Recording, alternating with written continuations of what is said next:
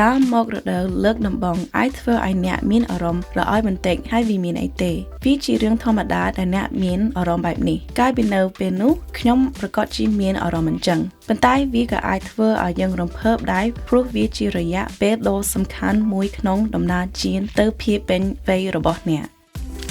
ជាធម្មតាក្មេងស្រីភាគច្រើនចាប់ផ្ដើមមករដូវនៅចន្លោះអាយុ11ទៅ14ឆ្នាំក្មេងស្រីខ្លះអាចចាប់ផ្ដើមឆាប់ជាងនេះខ្លះទៀតទាល់តែពួកគេមានអាយុ16ឆ្នាំមនុស្សគ្រប់រូបសុទ្ធតែខុសគ្នាហើយក្មេងស្រីម្នាក់ៗគឺមានរដូវនៅពេលដែលរាងកាយរបស់គេត្រៀមខ្លួនរួចរាល់ប្រសិនបើអ្នកព្រួយបារម្ភសូមនិយាយជាមួយមនុស្សចាស់ទុំដែលអ្នកទុកចិត្តវិធីដ៏ល្អមួយដែលអាចឲ្យក្មេងស្រីមានអារម្មណ៍ថាខ្លួនបានត្រៀមខ្លួនរួចរាល់សម្រាប់ការមករដូវរបស់នាងគឺដោយការធ្វើកញ្ចប់រដូវមួយកញ្ចប់រដូវគឺជាកាបូបរូតតូចមួយដែលមានសម្ភារៈគ្រប់បែបយ៉ាងដែលមនុស្សស្រីត្រូវការពេលនាងមករដូវ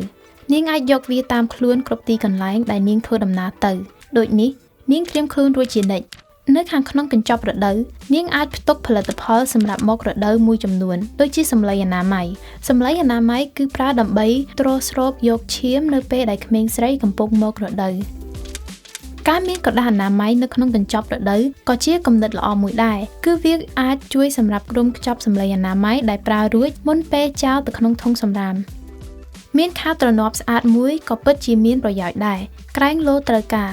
ក្មេងស្រីមួយចំនួនអាចមានការឈឺចាប់នៅពេលពួកគេមករដូវដូច្នេះការផ្ទុកថ្នាំបំបាត់ការឈឺចាប់ដូចជាប៉ាណាដុលនៅក្នុងកញ្ចប់រដូវគឺជាគំនិតដ៏ប្រសើរមួយការលេបថ្នាំបំបាត់ការឈឺចាប់ពេលមករដូវគឺមានសុវត្ថិភាពណាស់យើងគ្រាន់តែត្រូវធ្វើតាមការណែនាំនៅលើប្រអប់ថ្នាំឲ្យបានច្បាស់លាស់ប៉ុណ្ណោះ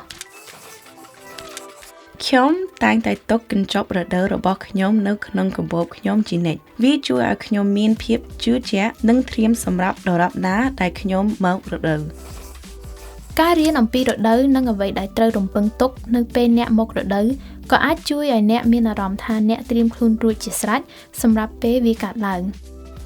សម្រាប់ព័ត៌មានបន្ថែមលើបម្រែបម្រួលរាងកាយនិងការមករដូវសូមចូលទៅកាន់គេហទំព័រ Know Your Health website at fpnsw.org.au/know-your-health ហើយចុចលើផ្ទាំងស្លារដូវ